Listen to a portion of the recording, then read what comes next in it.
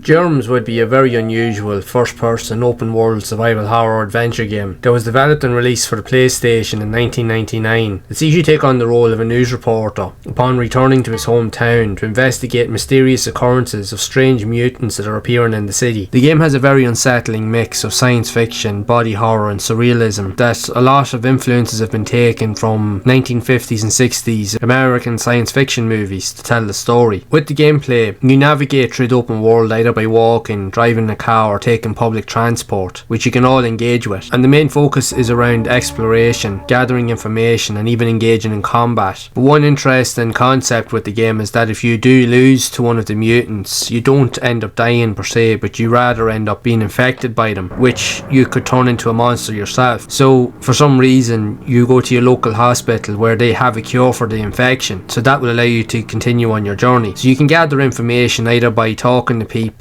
doing research, returning to your office to read emails, office computers, and just even reading newspapers and text leaflets that are left lying around the city, even documents that are left around by defeated enemies. And the majority of the tasks will see you completing objectives where buildings around the city will become invaded by mutants and you will have to eradicate the threat inside. But as time goes on, more areas become affected throughout the city and you'll have to keep rinsing and repeating until you defeat everything, which will lead to stopping the mutants at their source further on in the game.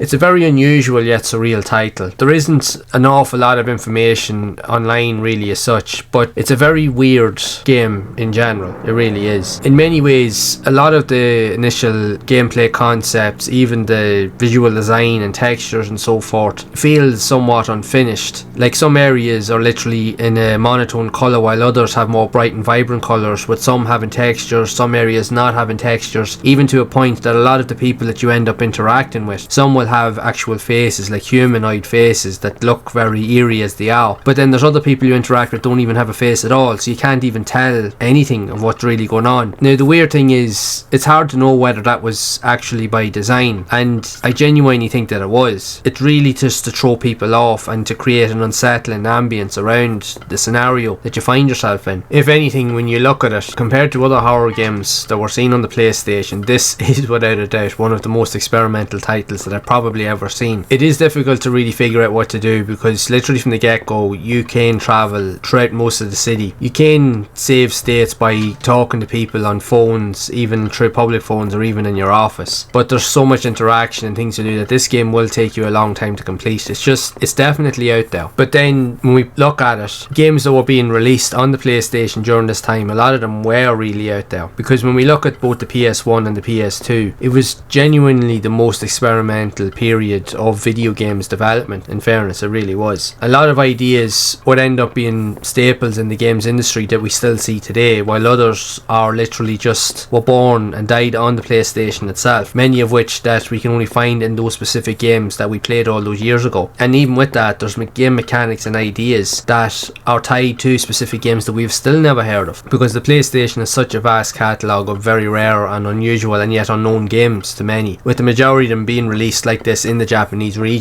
And it's only in recent years where people are starting to dive into the back catalogue, even myself, and you're starting to find a lot of interesting titles, let's just say it that way, hidden gems, but very unusual experiences that you never thought would even exist, and this is one of them. Now this game won't be for everybody. It's unusual to really figure out what to do. The controls can be a little bit on the clunky side, but if you like open world experiences, especially from a first person perspective, and when you want one of the earliest examples that you can find anywhere, this is one of those games for sure, but it just doesn't make a lot of sense in terms of how it presents itself. While it does have a story there, you'll easily get lost in the narrative and you'll get sidetracked very easily and just completely just get bamboozled as to what to do next, which I often found from playing it, because it's just so weird yet interesting and all at the same time. So there's definitely a lot of curiosity behind this title. Now if you do go look and hunting online, you will find some relevant information that discusses the game in more detail, and some will discuss a lot more than what I'm able to do here. But it's one of those games that you will have to put a bit of time into and do some research to figure out the whole context behind the story of the game if you're to really get through it, to make it worthwhile. But if it's something that you're interested in, then have a go. You've got nothing to lose at the end of the day, especially if you like unusual and quirky games. There's no harm in giving this one a go for sure. But with that being said, I would love to know your thoughts of this game for the PlayStation. What did you think of it? Have you played it, or did you even know the game existed at all? It will be interesting to hear your thoughts on this, so be sure to share it in the comments below. And if you would like to see more content around more unusual and rare games like this that were released on the PlayStation, then leave a like on the video, subscribe to the channel, and you can check out this playlist here on screen to see a lot more of those games in action that I have covered already on the channel. And as always,